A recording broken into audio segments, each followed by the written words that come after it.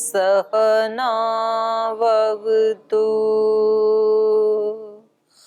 सहनौ भुनक्तु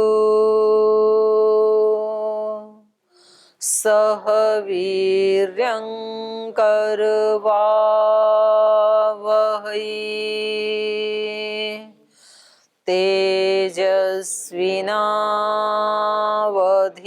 तेजस्विनावधीतमस्तु मा विद्विषावहै ॐ शान्ति शान्ति शान्तिः।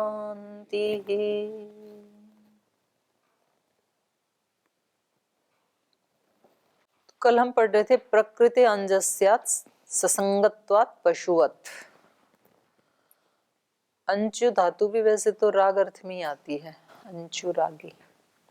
तो अंजस्यात् का मतलब ही ससंगत्वात् ही होता है, उसके संग वाला होने से। प्रकृति है ससंगत्वात्, प्रकृति है अंजस्यात्। तो करें ये प्रकृति के ही उसके संग होने से, ससंग होने से प्रकृति ही बंधन से युक्त होती है। मतलब ये नहीं होता है, पुरुष नहीं होता है बंधन से युक्त, पशु के समान। जैसे एक पशु जब रस्सी से बंधा होता है और अपने स्वामी के लिए कार्य करता है तब वह बद्ध कहा जाता है, पर जब रस्सी से छूट जाता है और अपने स्वामी के लिए कुछ भी करना शेष नहीं रहता तो वो मुक्त हो जाता है। तो ऐसी ही स्थिति प्रकृति में भी है। तो इस प्रकार कह रहे हैं, मोटे तौर पर ये कहा जा सकता है कि बंधन और मोक्ष किसके होते हैं? प्रकृति की। ये पूर्व पक्षी का सूत्र है। तो कह रहे हैं बंधन और मोक्ष तो प्रकृति के होते हैं। वो बंधती है ना, पशु बंधता है, मालिक तो बैठा है आराम से, लेकिन वास्तव में बंधता कौन है? मालिक। जब कोई अपने कुत्ते को घुमाने के लिए ले जाते हैं बाहर, रस्सी हाथ में होती है, तो बंधा हुआ मालिक है कि वो कुत्ता है? रस्सी तो उसके गले में पड़ी हुई है, लेकिन वास्तव में मालिक, जब वो रुकता है तो मालिक रुकता है, जब वो चलता है तो मालिक चलता है। तो वास्तव में वो भी उसके साथ बंधा हुआ है, मालिक भी बंधा हुआ तो दिखता है, वैसे पशु ही हाथ में। ऐसे ही घर में कोई पशु है तो ठीक है, चेन तो उसके गले में पड़ी हुई दिखती है और उसके गले में चेन पड़ी हुई दिखती नहीं है, लेकिन पशु तो आराम से अपना खाना खाते हैं और आराम से बैठ के जुगाली करते हैं, कोई टेंशन नहीं है। लेकिन मालिक को टेंशन होती है, अब इसके खाने का टाइम हो गया, अब इसको पानी पिलाने का टाइम हो गया, कहीं जाना है तो इसको छोड़ के जा नहीं सकता है, अब इसको धोने का टाइम हो गया। तो ऐसे वो उसके साथ ज्यादा बंधा हुआ होता है। तो ये कह रहे हैं कि वास्तव में प्रकृति के ही बंधन और मोक्ष होते हैं। तो ये कह रहे हैं कि वस्तुतः विषय वर्णन का ये एक प्रकार मात्र है, बंध और मोक्ष तो चेतन आत्मा के ही हैं, क्योंकि जो जड़ है वो क्या तो बंधन में आएगा और क्या मुक्त होगा, क्योंकि वो तो जड़ है। तो इसको आगे चलते हैं। कुछ लोगों ने फिर ये माना है कि बंधन और मोक्ष यदि हम पुरुष में मानेंगे तो पुरुष परिणामी हो जाएगा, कभी बंधन में आता है, कभी नहीं आता है, छूट जाता है। तो कह रहे हैं कि ये कोई दोष नहीं है, क्योंकि जो चेतन है वो कभी त्रिगुणात्मक नहीं हो सकता और जो त्रिगुणात्मक है वो कभी चेतन नहीं हो सकता है, तो ये कोई दोष नहीं आएगा। तो इन अवस्थाओं में विभिन्न स्थिति होते हुए आत्मा के चेतन स्वरूप में कोई अंतर नहीं आता है। यदि आत्मा के बंधन से उसकी चेतनता में अंतर आई तब तो उसे भोक्ता माना जाना ही असंभव हो जाए। भोक्ता तभी हो सकता है जबकि वह चेतन है। तो इस भय से यदि भोक्ता भी अचेतन बुद्धि आदि को मान लिया जाता है तो प्रकृति का परार्थता होना, ये जो स्वरूप है, ये सर्वथा नष्ट हो जाएगा, क्योंकि प्रकृति का स्वरूप ही क्या है? परार्थ। वहां भी योग दर्शन में भी एक सूत्र है ना, कैवल्यपाद में लास्ट में सूत्र है ना, परार्थ संहत्यकारित्वात् तद असंख्य वासनाभिश्चित्रमपि परार्थ संहत्यकारित्वात्। वो जो चित्त है वो असंख्य वासनाओं से चित्रित होते हुए भी क्या है, परार्थ है। क्यों? संहत्यकारित्वात्। जो कुछ चीजों से मिलके बना हुआ जो कार्य रूप द्रव्य है वो हमेशा पर के लिए ही होता है, और इसमें भी है संहत्य परार्थकारित्वात्। तो अगर हम ये बुद्धि आदि को ही भोक्ता मानने लगेंगे तो ये परार्थ कहाँ हुआ, ये तो फिर स्वार्थ ही हो गया ना। तो कह रहे हैं कि ये फिर इसमें दोष आ जाएगा। यदि आत्मा के बंधन से उसकी चेतनता में अंतर आ जाए तो भोक्ता माना जाना ही असंभव है। वह भोक्ता तभी हो सकता है जब वह चेतन है, और इस भाई उसकी चेतनता में कोई दोष ना आ जाए इस भय से यदि भोक्ता को भी आप अचेतन बुद्धि ही मान लो, भोक्ता को चेतन ना मान करके उसको कह दो कि बुद्धि ही भोक्ता है, तो भोक्ता को भी अचेतन बुद्धि यदि मान लिया जाए तो प्रकृति का परार्थ स्वरूप सर्वथा नष्ट हो जाता है। तो उस स्थिति में आत्मा स्वीकार करना भी फिर तो व्यर्थ ही हो जाएगा। तो ये सांख्य का सिद्धांत कदापि नहीं है। इसलिए बंधन और मोक्ष आत्मा की ही अवस्थाएं हैं, यही माना जाना चाहिए। तो इसको बताएंगे अगले सूत्र में। प्रकृति केवल बंध और मोक्ष का साधन है। साधन कभी साध्य नहीं होता है। साध्य को सिद्ध करने के लिए साधन का प्रयोग किया जाता है। तो प्रकृति क्या है? साधन।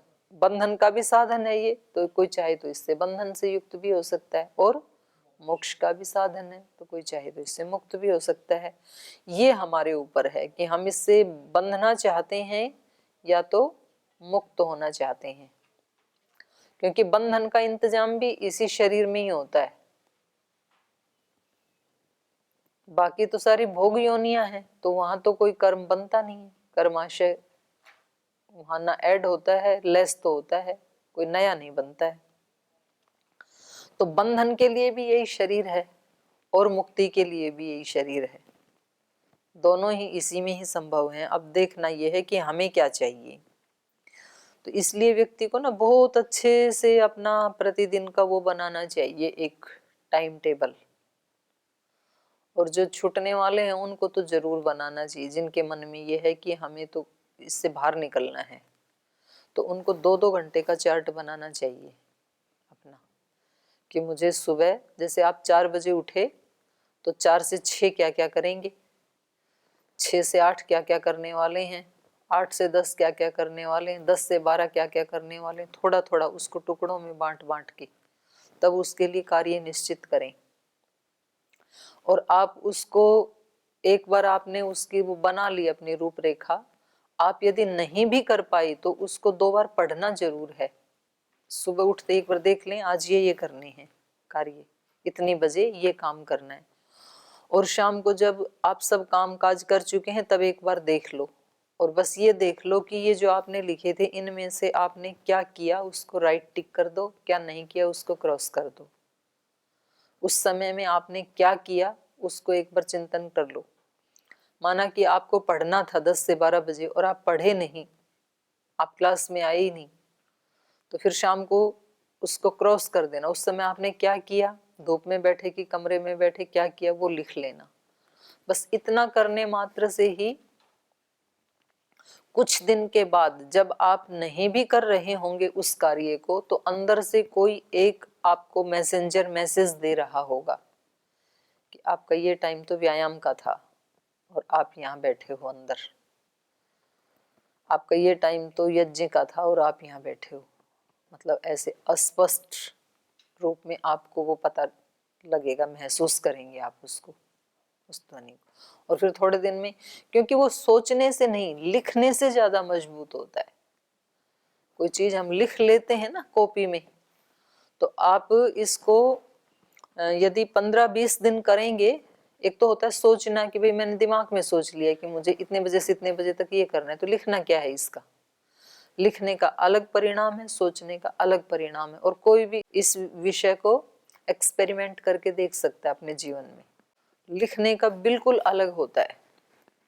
और कभी भी हमारे जीवन में परिवर्तन दूसरों के मोटिवेशन से नहीं आता है।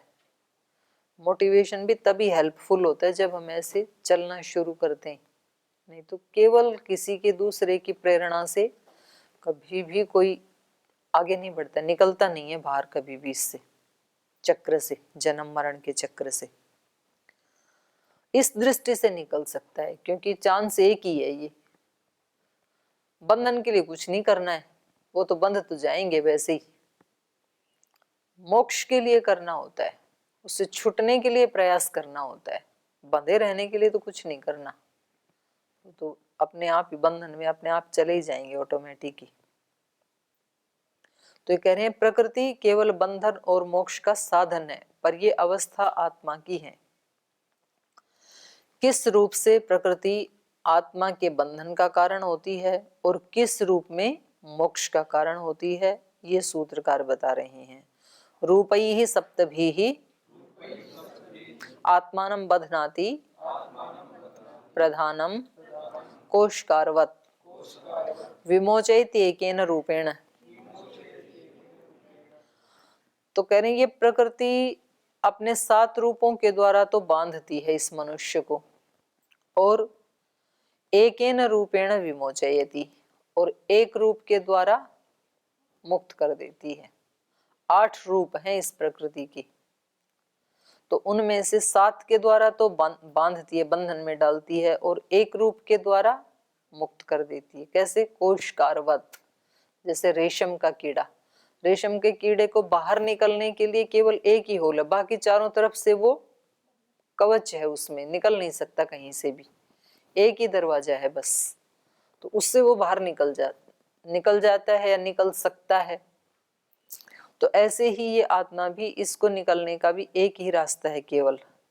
तो पहले इसके रूप बता रहे हैं, 8 कौन कौन से हैं। धर्म अधर्म, ज्ञान अज्ञान, वैराग्य अवैराग्य, ऐश्वर्य अनैश्वर्य, ये 8 भाव प्रकृति के बताए गए हैं। इनमें से केवल एक ज्ञान को छोड़ करके शेष जो 7 रूप हैं उनके द्वारा प्रकृति आत्मा के बंधन का कारण बनती है। यहाँ तक कि धर्म भी बांधने ही वाला है। इसमें 2 बताए ना, धर्म अधर्म, वैराग्य अवैराग्य। तो केवल ज्ञान ही एक ऐसा साधन है। आप कहेंगे वैराग्य भी तो साधन है। वैराग्य मात्र से कोई व्यक्ति मोक्ष को प्राप्त नहीं कर सकता है जब तक कि उसको ज्ञान की प्राप्ति ना हो। तो इसलिए इन्होंने केवल एक ही रास्ता बताया है।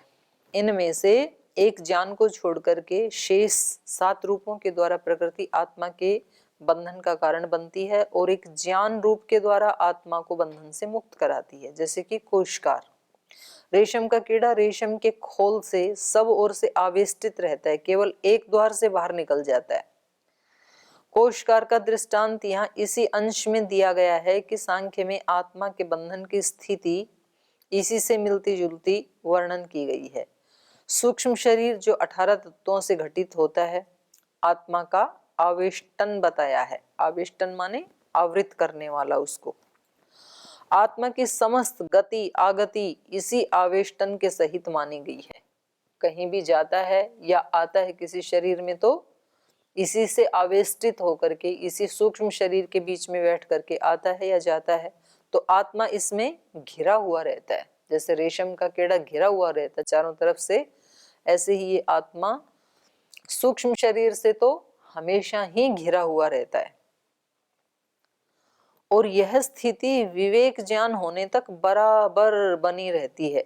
यह आत्मा के बंधन की स्थिति है, केवल विवेक ज्ञान इसको समाप्त कर सकता है। इसलिए केवल यही एक द्वार है जिसे आत्मा अपने बंध अवस्था से विनिर्मुक्त होता है। इस सूत्र में इस दृष्टांत का यह अर्थ करना उपयुक्त नहीं होगा कि कोशकार रेशम का कीड़ा जैसे कोश या खोल बनाकर स्वयं उसमें समाविष्ट हो जाता है, ऐसे ही प्रकृति या आत्मा स्वयं बंधन या मोक्ष को प्राप्त करते हैं। कारण कि सांख्य विचारधारा के अनुसार इस प्रकार की स्थिति न तो प्रकृति के संभव है और न आत्मा की। तो खैर ये तो ऐसे इन्होंने इसको लंबा चौड़ा दृष्टांत के ऊपर ही कुछ कुछ लिख दिया है। आगे पढ़ते हैं कि धर्म अधर्म आदि 7 भाव बंधन के निमित्त बताए, और विवेक ज्ञान या मोक्ष, विवेक ज्ञान मोक्ष का निमित्त बताया। विवेक ज्ञान की प्राप्ति के लिए प्रयत्न करने पर बंधन के निमित्तों का त्याग करना होगा। विवेक ज्ञान की प्राप्ति के लिए फिर हमें प्रयत्न भी करने पड़ेंगे। कैसे हो हमें विवेक ज्ञान, तो ये वहां कैवल्य पाद में बता दिया ना, तदा विवेक निम्नम कैवल्य प्राग भारम चित्तम। उससे ऊपर वाले जो उपाय हैं वो इसी के उपाय ही हैं विवेक ज्ञान के। तो कह रहे हैं विवेक के लिए, विवेक की प्राप्ति के लिए प्रयत्न करने पर बंधन के जो निमित्त हैं उनका त्याग करना पड़ेगा। तो अधर्म का, अज्ञान आदि का तो त्याग करना ही पड़ेगा, धर्म का भी त्याग करना पड़ेगा। इसलिए हमारे यहाँ कहा जाता है नेकी कर दरिया में डाल। नेकी करके भी जोड़ते गए तो उसके भी फल भोगने के लिए आना पड़ेगा। तो इसलिए किसी की भलाई करके भी फिर भूल जाओ, उसको याद मत रखो, और बुरा तो करना ही नहीं है किसी का। तो इन सब का त्याग करना पड़ेगा, धर्म का भी, अधर्म का भी, अज्ञान का भी, वैराग्य का भी, अवैराग्य का भी, ऐश्वर्य का भी, अनैश्वर्य का भी। अनैश्वर्य का तो करना ही है सबसे पहले, अवैराग्य का तो करना ही है, आसक्ति का तो करना ही है, ये तो दोष हैं। और उसके बाद ऐश्वर्य का भी, वैराग्य का भी त्याग करना होता है। तो पहले तो अग्नि से कूड़ा कचरा तो जलाना ही होता है, वो तो पहले ही हमारे लिए निषिद्ध वस्तु है कचरा तो। लेकिन जब कचरा जल गया तो फिर अग्नि को भी और ज्यादा कुछ जलने के लिए दिया नहीं जाता है, फिर वो सबको जला के खुद ही शांत हो जाती है। तो पहले अच्छे कर्मों के द्वारा बुरे वाले कर्मों को दबाना है, बुरा तो करना ही नहीं, उनका त्याग करना है, अच्छा अच्छा करना है, और फिर उस अच्छे के प्रति भी आसक्ति का त्याग। तो विवेक ज्ञान की प्राप्ति के लिए प्रयत्न करने पर बंधन के निमित्तों का त्याग करना होगा, तब धर्म वैराग्य आदि का भी त्याग आवश्यक है। धर्म वैराग्य क्या है? कूड़े को जलाने वाली अग्नि के समान है, तो इनका भी लास्ट में त्याग करना होता है। ऐसी अवस्था में दृष्ट हानि दोष होगा, क्योंकि आत्मज्ञान के लिए धर्म वैराग्य आदि का अनुष्ठान लोक में स्पष्ट देखा ही जाता है। कोई व्यक्ति को सुनने में ये थोड़ा अच्छा नहीं लगता है ना, कि जी हम धर्म और वैराग्य का भी यदि त्याग कर देंगे तो वो तो अच्छा जीवन नहीं होगा। तो इसके लिए ये कह रहे हैं, समाधान दे रहे हैं, निमित्तत्वम अविवेकस्येति न दृष्ट हानि ही। कह रहे हैं अविवेकस्य निमित्तत्वम न दृष्ट हानि, देखे हुए का विरोध नहीं है। बंधन का मूल निमित्त क्या है? अज्ञान, अविवेक। धर्म वैराग्य आदि के अनुष्ठान काल में भी अविवेक की अवस्था बनी रहती है। धर्म आदि का अनुष्ठान या वैराग्य आदि का अनुष्ठान भी कौन सी अवस्था में करते हैं हम? अविवेक वाली में ही करते हैं। विवेक जब उत्पन्न हो गया तो इन साधनों की भी जरूरत नहीं है ना।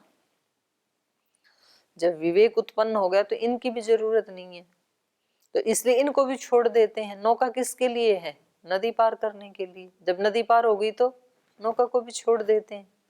तो कह रहे हैं विवेक ज्ञान हो जाने पर इसकी निवृत्ति होती है। धर्म आदि का अनुष्ठान अंतःकरण की शुद्धि में उपयोगी होता है। अनंतर जब अंतःकरण शुद्ध हो गया तो उसके बाद अभ्यास के द्वारा समाधि लाभ होने पर आत्म साक्षात्कार होता है। यह विवेक ज्ञान की अवस्था है। फलस्वरूप बंधन का मूल निमित्त अविवेक है। हम जो बंधे हैं इसका मूल निमित्त क्या है? अविवेक। उसी की निवृत्ति के लिए, उस अविवेक की निवृत्ति के लिए समस्त प्रयत्न होता है, और ये सब प्रयत्न अविवेक ही अवस्था है, अविवेक की अवस्था है। ये कहना चाहिए कि अविवेक के उच्छेद का समस्त प्रयत्न अविवेक के साम्राज्य में ही होता है। विवेक होने के बाद किसी साधन की जरूरत नहीं है। जो भी साधन हम कर रहे हैं ये साधन भी अविवेक के रहते रहते ही किए जाते हैं, जब तक अविवेक विद्यमान है। जब वो हट गया तो फिर साधन की भी जरूरत नहीं है। इसलिए विवेक ज्ञान की प्राप्ति में धर्म आदि के अनुष्ठान का कोई विरोध न होने से दृष्ट की हानि ये संभावना नहीं है।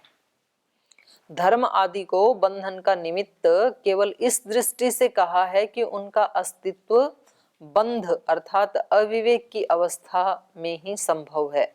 विवेक होने पर तो कोई व्यक्ति, इसलिए तो सन्यासी के वो बहा देते हैं ना उसमें नदी में जनेऊ, चोटी, तिल, पिंड नहीं कह रही, जो उसके दूसरे लोगों के जो कर्तव्य कर्म हैं वो उससे भी ऊपर उठ गया, मानो कि उसने उन कर्तव्य कर्मों का जो प्रतिफल है उसको प्राप्त कर लिया, ऐसे माना जाता है। तो उसी व्यक्ति को सन्यासी होने का हक है। हम तो ऐसे बन गए, बना दिया हमारे को स्वामी जी ने, जिसने वो उनसे ऊंचा ही उठ गया। तो स्वामी जी ने शायद इसलिए बनाया होगा कि इनको बना दूं तो शायद उठ जाएं, तो प्रयास करते रहेंगे। दो तरीके होते हैं ना, एक तो कोई बच्चा ऐसा योग्य बन जाए तब उसको जिम्मेदारी दी जाती है कि भाई अब ये योग्य हो गया, अब इसको जिम्मेदारी देने का ये पात्र है, और दूसरा है कि उसको दे दो ताकि वो जिम्मेदार बन जाए। तो हम दूसरी कैटेगरी वाले हैं। अविवेक का उच्छेद करने वाले विवेक की सिद्धि किस प्रकार होती है? तो कह रहे हैं अच्छा ये बताओ कि ये विवेक कैसे प्राप्त करें। अविवेक को हटाना है, विवेक को प्राप्त करना है, तो इसको प्राप्त कैसे करें, इसका तरीका बता दिया। तत्वाभ्यासात नेति नेतीति त्यागात विवेक सिद्धि ही। तो उपाय एक ही है, चाहे सांख्य पढ़ लो, योग पढ़ लो, गीता पढ़ लो, उपनिषद पढ़ लो, तत्प्रतिषेधार्थम एक तत्वाभ्यास है। जो विकार हटाने हैं, दोष हटाने हैं, तो उसके लिए एक ही तरीका है, एक तत्व का अभ्यास करना। एक तत्व का अभ्यास करना मतलब सब काम करते हुए उस परम तत्व का, ईश्वर तत्व का, परमात्म तत्व का अभ्यास करना।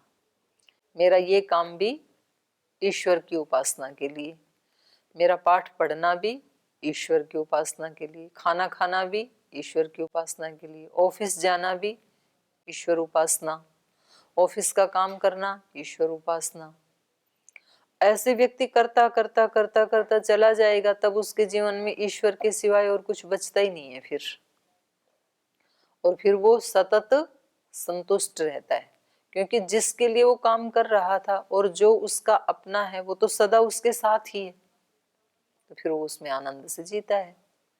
तो जो संतों के जो जीवनियां हैं, उनका जो जीवन हम देखते हैं, वो कैसे रहते हैं, ऐसे ही रहते हैं, ईश्वर प्रणिधान की स्थिति में अपने सब काम ईश्वर को केंद्र में रख करके करते हैं। वो योगस्थ कुरु कर्माणि, योग भी वही है। तो इसलिए इन्होंने कह दिया तत्वाभ्यासा, तत्व का अभ्यास करते हुए, नेति नेति इति त्यागात, ये भी ब्रह्म नहीं है, ये भी ब्रह्म नहीं है, ये भी ब्रह्म नहीं है, ऐसे प्रत्येक का त्याग करते जाएं। शरीर भी ब्रह्म नहीं है, इंद्रियां भी ब्रह्म नहीं है, मन भी ब्रह्म नहीं है, विचार भी, भाव भी, ये पूजा भी, ये सब, इन सब को हटाते जाओ।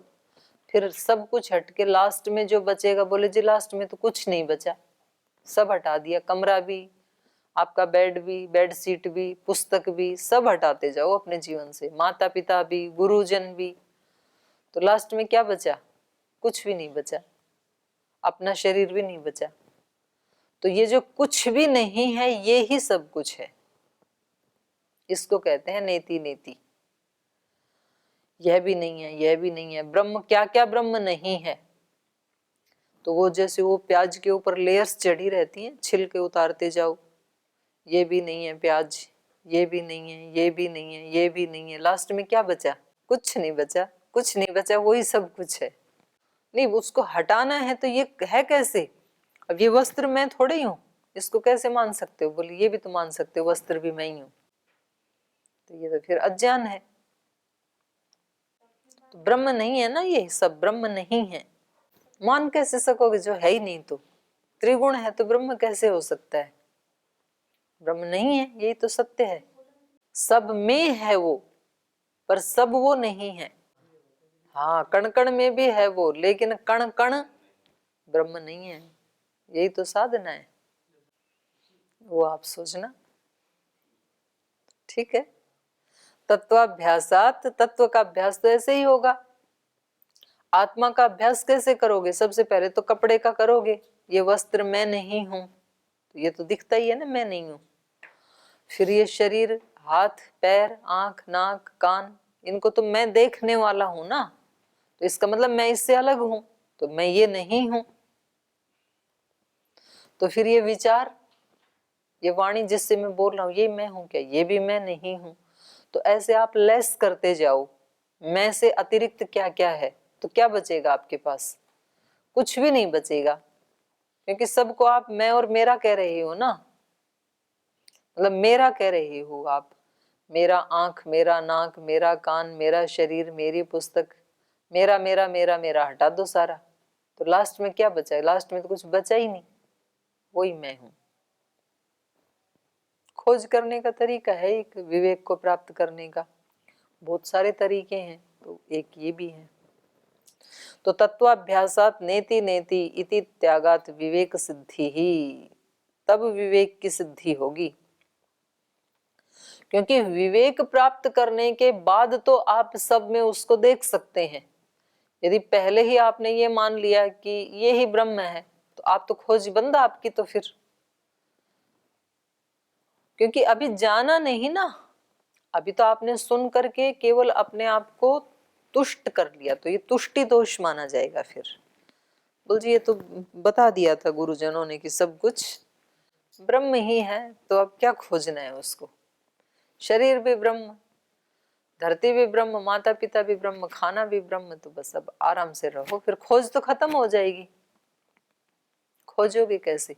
खोजने के बाद आप ये वाक्य बोल सकते हैं, जिसने जाना खोजा वही तो पहचान, क्योंकि उसका स्वरूप ही क्या है कि वो सर्वत्र व्याप्त है। सर्वत्र व्याप्त है तो इन सब में भी है, फिर वो इनसे अलग कैसे हो सकता है?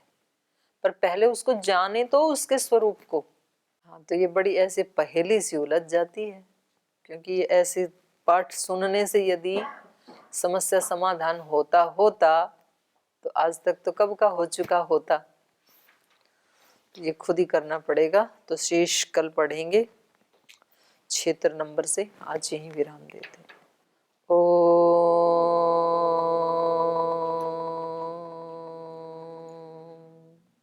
शांति शांति शांति। श्री गुरुभ्यो नमः।